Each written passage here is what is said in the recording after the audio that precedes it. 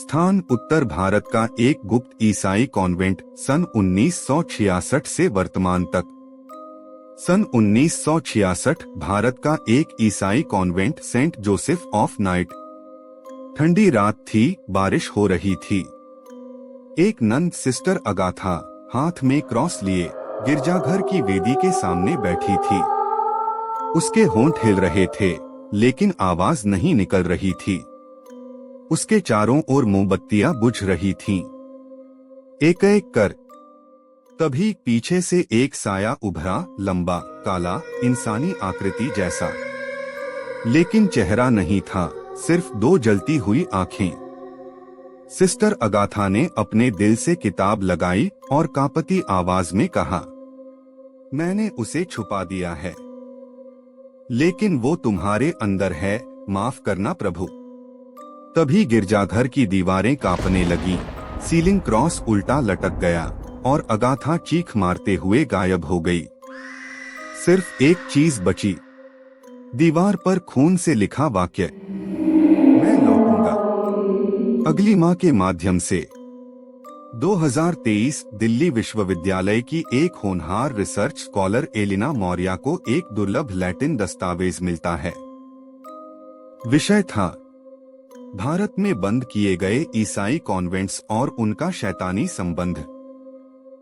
इस दस्तावेज में एक अज्ञात कॉन्वेंट का जिक्र है, सेंट जोसेफ ऑफ नाइट, जिसे 1966 में अचानक बंद कर दिया गया था। दस्तावेज में एक जगह खून से लिखा वाक्य था, वालियर नस्कीतूर लक्स टेसेट, वेलियार का जन्म हो चुका है। रोशनी मौन है। एलिना एक दिन पुरानी डायरी और दस्तावेज का अध्ययन करते हुए सेंट जोसेफ ऑफ नाइट के स्थान का सुराग पाती है, जो हिमाचल प्रदेश के एक सुदूर गांव में है। वह खुद को एक ऐसे मिशन में पाती है जहां रहस्य और डर के बीच एक पुरानी सत्य को उजागर करने का प्रयास होता है। लेकिन जब वह उस जगह की ओर बढ़ती है तो हर कदम के साथ उसे लगता है कि वह अपनी मृत्यु के करीब पहुंच रही है। गांव के लोग उसे चेतावनी देते हैं कि वह वहां न जाए। वे कहते हैं, वहां जाना यानी मौत को बुलाना। वहां पवित्रता नहीं, सिर्फ धुआं है। लेकिन एलिना नहीं रुकती और इस विलक्षण कॉन्वेंट का पता लगाने निकल पड़ती है। और आखिरकार वह उस लोहे के जंग लगे दरवाजे तक पहुंचती है, जिस पर उकेरा होता है, सैंटस वेनिट टेनेब्रे मैनेंट। अंदर दाखिल होते ही उसे पुरानी दीवारों से आ रही एक आवाज सुनाई देती है, यहाँ वो सब छुपा है जो कभी सामने नहीं आया। एलिना कॉन्वेंट के पुराने खंडहरों में पुराने दस्तावेज और किताबें तलाशती है। तभी उसे एक पुरानी रिकॉर्डिंग मिलती है, जिसमें एक नन की आवाज आ रही होती है। वह कहती है, हमने उसे बचाया, पर वह कभी इंसान नहीं था। वह अंधकार का पुत्र था, अब वह लौटेगा। एलिना को समझ नहीं आता कि यह सब क्या है, लेकिन जैसे जैसे रात गहरी होती जाती है, उसे महसूस होने लगता है कि इस कॉन्वेंट में एक खौफनाक शक्ति समाई हुई है। रात होते ही कैमरे में कुछ खौफनाक कैद होता है, एक सफेद आकृति जो दीवार से बाहर आती है और एलिना को घूरती है। यह वही आकृति है जिसे उसने पहले अपने सपनों में देखा था। क्लोस्टर के तहखाने में एलिना को एक पुरानी डायरी मिलती है, फिलियस टेनेब्रिस, अंधकार का पुत्र। यह डायरी फादर विलियम की है, जिसमें वह लिखता है, हमने एक बच्चे को बचाया, लेकिन उसकी मां इंसान नहीं थी। वह एक नन थी जो शैतान से जुड़ी थी। उसकी जन्मी संतान के साथ हम गलती कर बैठे थे। यह बच्चा कभी मर नहीं सकता, वह अमर है।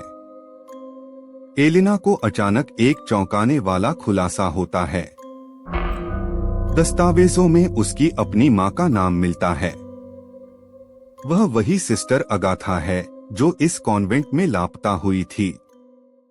सभी तथ्य एक दूसरे से जुड़ने लगते हैं। और एलिना को पता चलता है कि वह खुद उसी शैतानी वंशज का हिस्सा है जिसे वैलियर के रूप में जाना जाता है। वह उस अंधेरे शक्ति का उत्तराधिकारी है जो इस कॉन्वेंट के हर कोने में मौजूद है। उस रात एलिना को सपने में एक पुरानी नन दिखती है, चेहरे पर आग के जलने के निशान, और वह कहती है, तू वही है, तू अब उसे जन्म देगी, वह तेरे माध्यम से लौटेगा।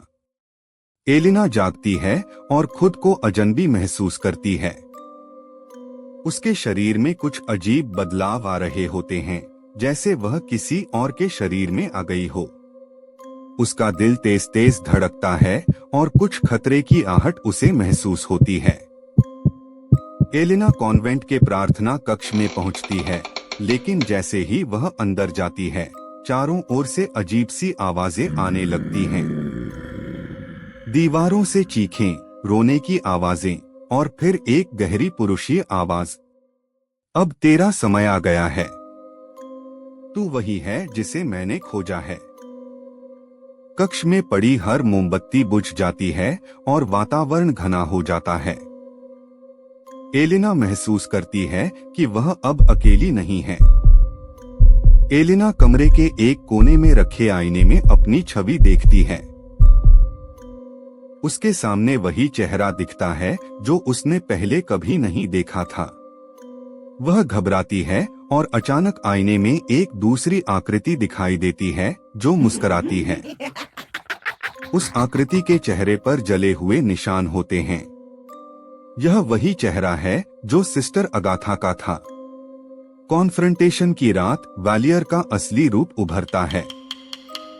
उसकी काली आंखें जलती हुई अंगारों की तरह तेज रोशनी छोड़ती हैं। वह एलिना को पुकारता है और कहता है, माँ, अब तुम मेरे साथ आओगी।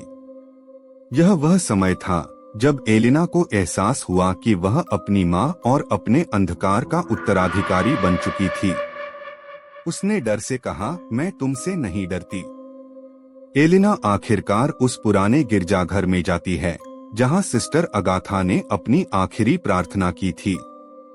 वह वही किताब उठाती है जिसमें लिखा था, लक्स वेरिटेटिस इंसेंडाट टेनेब्रिस। जब वह यह मंत्र पढ़ती है तो कॉन्वेंट की दीवारें जलने लगती हैं, वैलियर की चीखें गूंजने लगती हैं और अंत में उसकी आत्मा बुझ जाती है। पूरे कॉन्वेंट में शांति फैल जाती है, लेकिन उसी रात एक मरी हुई आत्मा दीवार से बाहर निकलती है।